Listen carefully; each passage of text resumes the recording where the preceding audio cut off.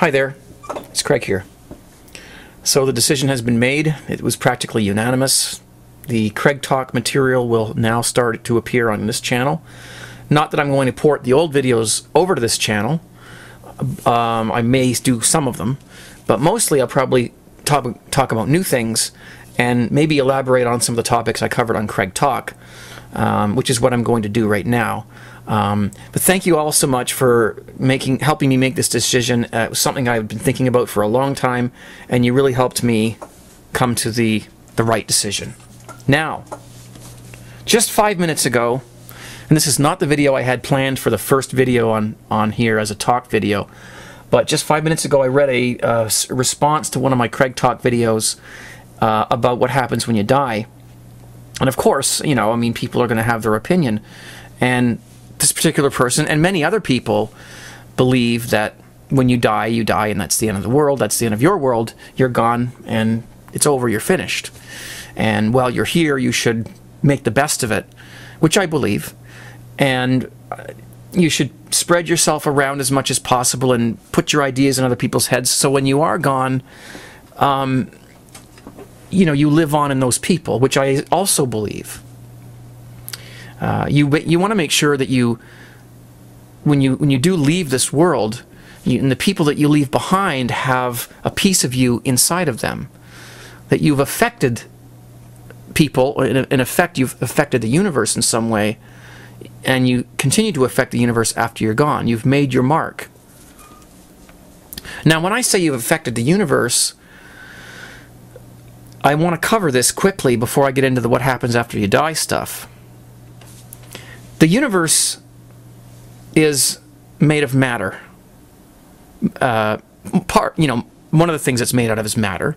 There's a lot of energy in the universe and different things, but the matter, which is the stuff that, you know, the universe is made out of, is made of atoms. On a specific fundamental level, that's what it's made out of, is atoms. And we're made of atoms, and this camera is made of atoms, and this box of stuff is made of atoms, and everything else is made of atoms. Everything's made of atoms. All matter is atoms. And atoms are, of course, made of smaller things called electrons, protons, and neutrons, and we can probably go down even smaller than that, but just suffice to say that it's all made of the same material. And because our bodies are made of the same material that everything else is, then I think it's pretty safe to say that our bodies are part of the universe. They're part of the material of the matter of the universe. Now, how can that be? Well, this is, you know, all part and parcel to what life is about, and what life is and what it does.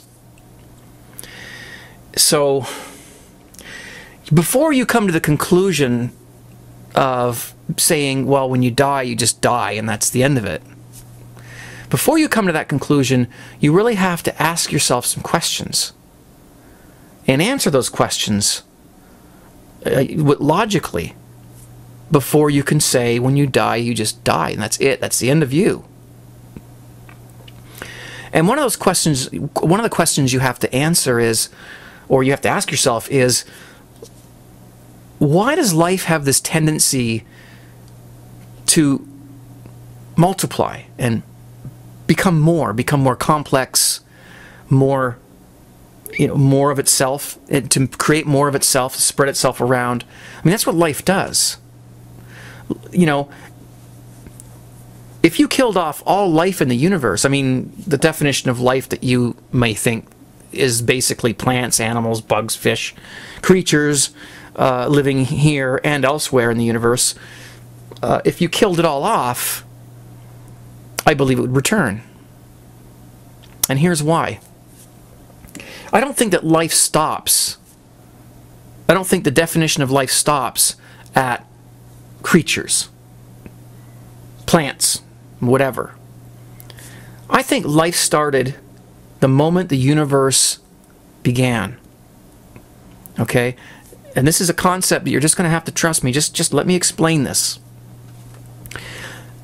Ever since the moment the universe was created, or got started, stuff continued to get more complex as time went on. When the universe was first created and it was in a settled state, all there was hydrogen. Hydrogen atoms. One nucleus full of protons and neutrons with one electron orbiting it. That's a hydrogen atom. Simple. Okay? And it was filled with these things. That's all there was. Well, this wasn't good enough. Stuff had to happen. There had to be a transition. Well, it did happen. Stuff did happen. Gravity took hold. The forces of the universe went into play, and stars were formed. Okay? Don't want to get into too much detail there, but when the universe was formed, it was uneven. There was parts of the universe where there was more atoms than others, and so because all matter reacts to gravity, where there was more atoms, there was more gravity. And of course that started to squeeze in on itself and form denser and denser pockets of hydrogen happening all over the universe as it expanded into wherever it expands to. And eventually this became so dense, these regions of condensed hydrogen, that there was a nuclear reaction. A nuclear reaction where these hydrogen atoms were fused together to create the next element, helium. And that's when the first stars were born. So here we already have a process by which one thing gets together and forms a more complex thing. Now we have stars burning in the universe. Only stars, no planets, no other things, just stars, converting hydrogen to helium, converting helium to the next element, converting that element to the next element, and as the star got hotter and more compressed through gravity, more and more atoms, more complex atoms, were able to fuse together to make even more complex materials. And by the time these stars reached the ends of their lives, there was 90 some odd different kinds of atoms created inside these stars as this nuclear fusion took place. So we went from simple hydrogen to burning nuclear furnaces that now contain hydrogen, helium, oxygen, gold, silver, barium, carbon, lead, bronze, most of the elements in the periodic table of elements were now in existence because of these stars that burned for 4, 5, 3 billion years, or maybe even longer, some of them. And when they died, and this is the key, you think when you die, you're gone, that's it, there's no more you? When these stars died, what happens most of the time is they explode. Huge explosions. And all of these elements that were created during the star's life get strewn across space. So the star dies, but not without spreading itself around going, hey, I'm still here. I'm just in a different form now. Now I've got all these elements floating around the universe. All these different elements. Well, this stuff that's now floating around the universe is what's eventually going to congregate together through the gravitational thing that made the stars in the first place to make more stars and planets. So here we are, starting with the simple hydrogen universe, going through these stages over billions of years, and all of a sudden we've got this myriad of different elements that exist now. Does that not sound like life to you? You know, stars, they consume energy, they produce energy, they die and they blow up and they spread themselves, they seed the universe with new things, new elements that would then eventually become our planets, our sun, and all the stuff we see around the universe now. Does that not sound like life to you? Just because you know, something doesn't exist at some point in time doesn't mean that the potential for it to exist is not there. So, in the same way, when you say, well, all we had was hydrogen in the beginning, and the four forces of the universe, which are gravity, the strong nuclear force, the weak nuclear force, and electromagnetism. Okay, those four forces plus the matter that was present, which was hydrogen, had the potential to create these stars, which then had the potential to create this stuff that we now call lead and silver and oxygen and all the other elements we now know of, all the other different types of atoms that we now know of, and the potential to eventually create us, because the matter that, you know, that our sun is made out of, and that our earth is made out of, and that everything around us is made out of, and including ourselves, those atoms were once inside of a star. And when that star exploded, it spread things around that allowed this to happen. And that's how it goes. Our bodies aren't made of some separate material that was put here by something. They're made of atoms, just like everything else is. Just like the trees are, just like the rocks are, the moon is, and the sun. It's the same material. The difference is that we have some sort of... We're sitting here talking about it. We have a consciousness. Okay? Now, this is one of the questions you have to ask. Why does this keep happening? Why does the universe keep on improving itself? Why does this keep happening? And now you want to talk about life? Well, when did life begin? Did it begin when the first little microorganism showed up and multiplied itself and improved upon itself? Or did it begin when the universe showed up and begin to multiply itself and improve itself? It's a cycle. It's happening over and over again. So you tell me now, when did life begin? Because what is life? Life doesn't mean that we can walk and talk and sing and do things and, you know, that's not what life means. Just because we have a heart that's beating and blood that's flowing around our bodies, it doesn't mean that's life. Life is the act of growing, of reproducing, of dying and making more of yourself and improving yourself. It didn't just start when the first plant sprung out of the ground or when the first amoeba or protein or DNA molecule showed up somewhere. That's just the next step. So it's a pattern. It's happened since the beginning of time. Okay? Now the question you have to ask yourself now is why? Why? Why did this start? Why did it happen? And why is it continuing to happen? What's the reason for it?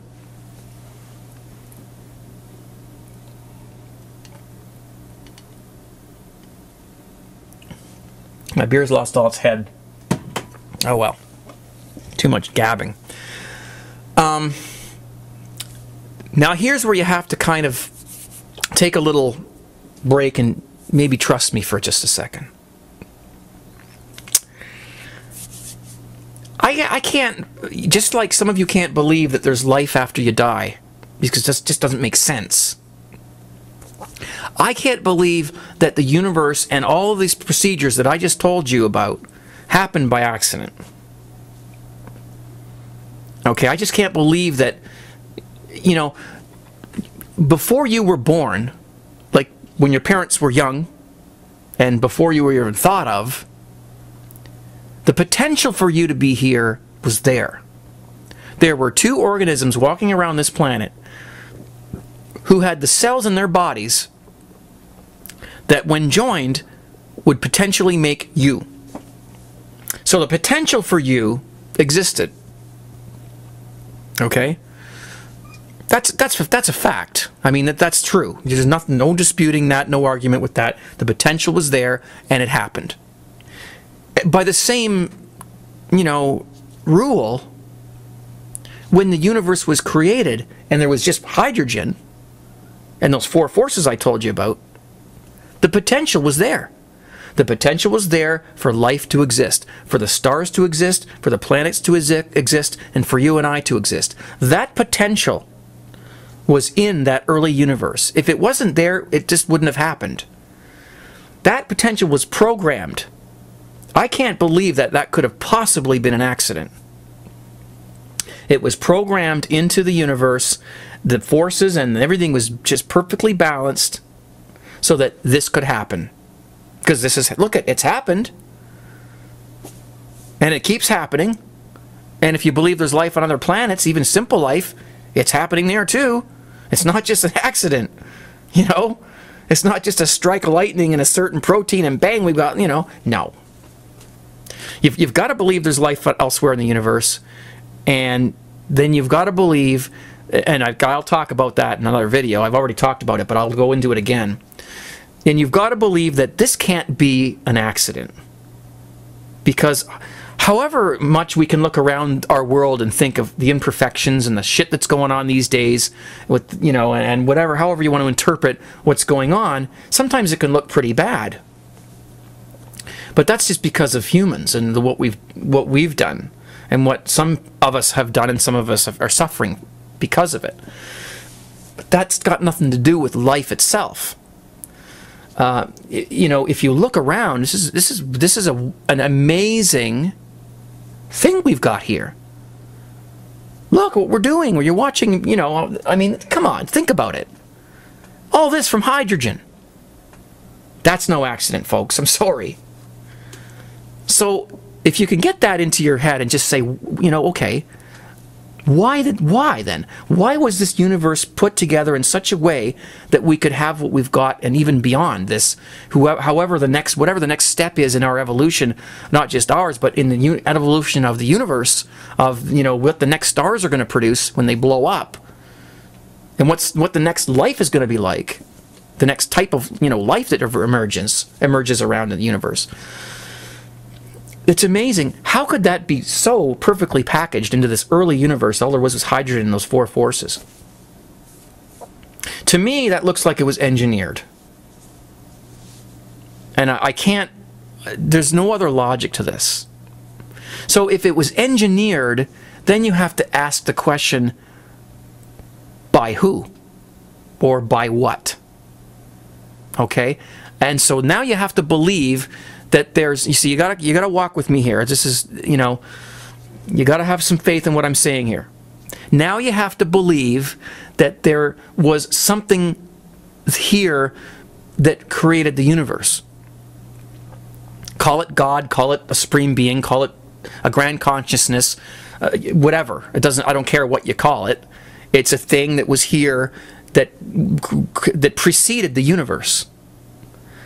Now, I hesitate to tell you that it was here before the universe, because before the universe was here, I can hesitate to tell you that there was any such thing as time. We live in a universe where there's time, and time flows like a river forward always, and that's the way we are. That's the way we live. But that's only within the dimensions of our universe, our four-dimensional or three-dimensional plus time universe. Outside of that domain that we call our universe, would be where this entity would have existed. And I don't know what it's like there, if there's time or space or what construct exists in that domain. But the only way that I can convey it to you in the processes that we understand is that something had to have been here before the universe to create the universe in such a way to give it the potential to be what it is today, and to whatever it's going to be tomorrow. Now you have to go further and ask the question, why would this entity create it? Well, that's where my speculation comes in. I know I've gone way out far on a limb here, but this is just my way of thinking, and you can entertain this in your own mind as you're trying to fall asleep at night. I believe, and so do many other people, and without me communicating with them, they believe it as well. So it's a common belief amongst people who aren't swayed by any kind of religion or whatever, that there's a grand consciousness. There's an entity beyond our known universe that created the universe for its own purposes, and made it just so so that it would turn out the way it is. Just like when you put together some dough and you put all the things in, you bake it just because you want it to grow into a loaf of bread, and it's a simple version of what the universe was, growing from its simple form up into what it is now and what it will become. Regardless of whether we're here or not, we're just irrelevant. I mean, our bodies are just what makes the machine work. And the consciousness, or the entity that created the universe, needed to create it in order to entertain itself and use the life and use the bodies in order to experience a different existence. You can agree with me or disagree. I don't want any hostile comments. This is all just discussion. Armchair, you know, here we go with the armchair philosophy here. That's okay. We're allowed to do that. No law against that. It makes perfect sense to me that there is a grand, you know, I don't know what to call it, a grand consciousness, a grand being there that created the universe so that there'd be beings like you and me that would allow this thing to enter into the beings and experience a different existence. And, you know, it's as simple as a video game, really.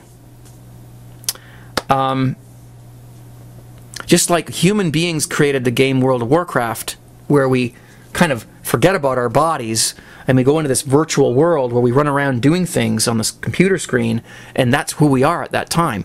We've reversed the process. We've taken the physical world away and gone into a virtual world where we like to experience a different world. Now, isn't that another pattern? Can you see the pattern in that? It's another cycle of existence, that it always wants to experience something different, and it will create a world in order to do that. Makes perfect sense to me. And so we go on and on and on through the ages, through time, until the end of the universe, whenever that is, if there is one. And I'm sure when the universe explodes and disintegrates or whatever's going to happen, it will spread itself around into wherever and make something new. So, back to what happens when you die. Well, because I believe that this consciousness is within us all for the ride. You know, it's inside of us. We're conscious. We're conscious of ourselves. We're conscious of the universe. And in essence, the universe, because we're part of the universe, because we are the universe, as I've explained, then basically it's safe to say that the universe is aware of itself, because we're the universe. I'm part of the universe, and I'm aware of the universe. So is the universe not becoming aware of itself? What happens when a child is born? At first it's, you know, reacting to stimuli and knows that it's hungry. It knows when there's pain. It reacts, it cries, it seeks protection just merely instinct, you know. But at some point, it looks at itself in the mirror and it knows, hey, wait a minute, that's me. I'm the person in that mirror. I'm aware of myself now. That child becomes self-aware. And so it goes. And I believe that the universe is in the process. It's a cycle again, just another one of them cycles. I keep talking about cycles. It just keeps happening over and over again, just like that. The universe, through our consciousness and the fact that we're able to look up in the stars and wonder about the universe, and because we are the universe is becoming conscious.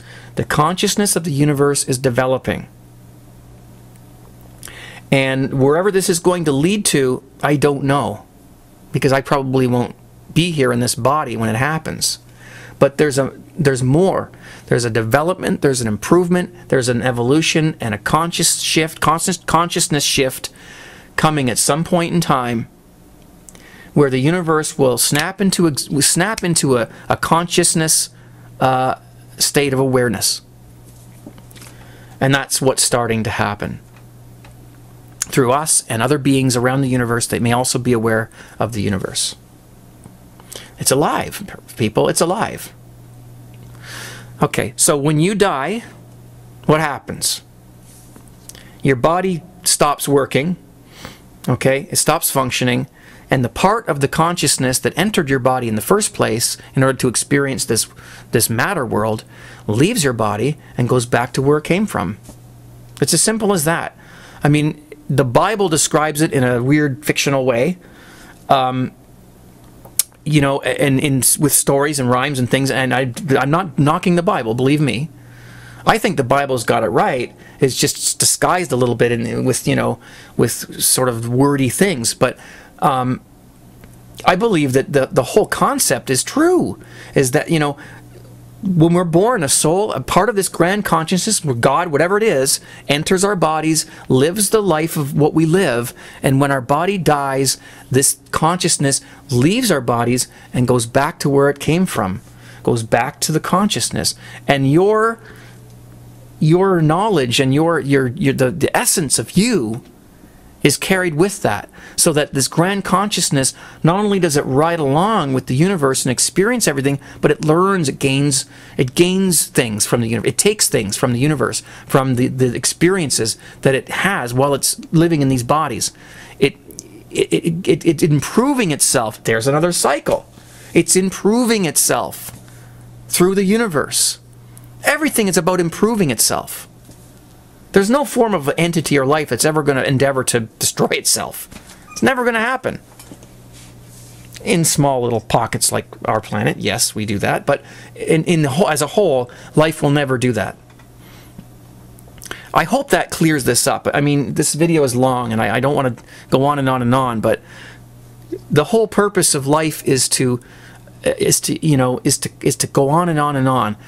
And just because one day I'm going to die doesn't mean that's it. Because I have a soul. My soul allows me to be conscious. My soul allows me to sit here and talk to you and interact with other people. My soul allows me to feel things, to sense things. And when I die, that soul, and it's hard to imagine a soul. It's like, well, what is it? What is it? It doesn't, you can't see it. It's not there. You know, what is it? You know, your brain is dead. How can all your knowledge still be? Well, you have to. I don't know. I guess you have to try and imagine what a soul might be made out of. You can't see energy. You can only see the reaction that energy causes. You know, the energy that causes a flame. You can't see that energy. You can only see the flame that results from that energy burning off. You know. So it's energy. You can't see it. And I think that's the only way you're going to be able to think of it, of yourself having a soul. And when you die, you have to think of it this way. Grand consciousness creating a universe where it can reach down and enter these bodies, enter these living things, and experience all of these things all at the same time and learn from that. And then when those bodies die, it pulls itself out, goes back, and perhaps comes back down and enters other bodies. There's the reincarnation thing. I mean, you know, is the whole thing where your soul might actually have already been through several cycles of life, of this ride, and this is just another ride. Maybe next time it'll just come back as a hamster and do that little thing. Maybe it's tired, it doesn't want to do a big one anymore, so it's just gonna come back and do that little thing just to see what that's like. You know, and because this consciousness would exist in a realm where there's no time, maybe it doesn't experience it as 80 years of being in this body. Maybe for it, it's instantaneous. It did that. It took that little ride. Oh, that was fun. Now we'll do that ride. Oh, that was fun. I know, I'm going way off here. And I want to end this video now because it's getting too long. But, you know, I hope this has helped. And let me know if you think this is too long, because this is my first CraigTube talk video.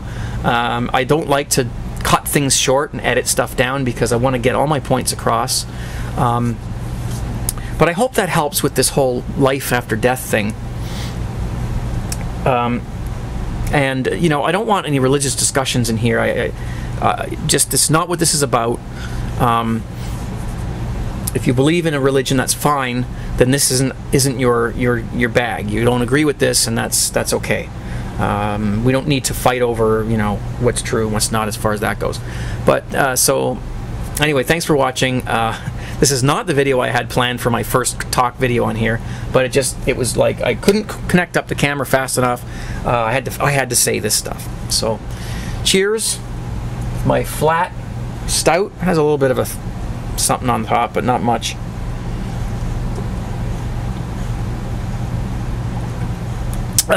Still good though. Happy brewing, guys. See you next time.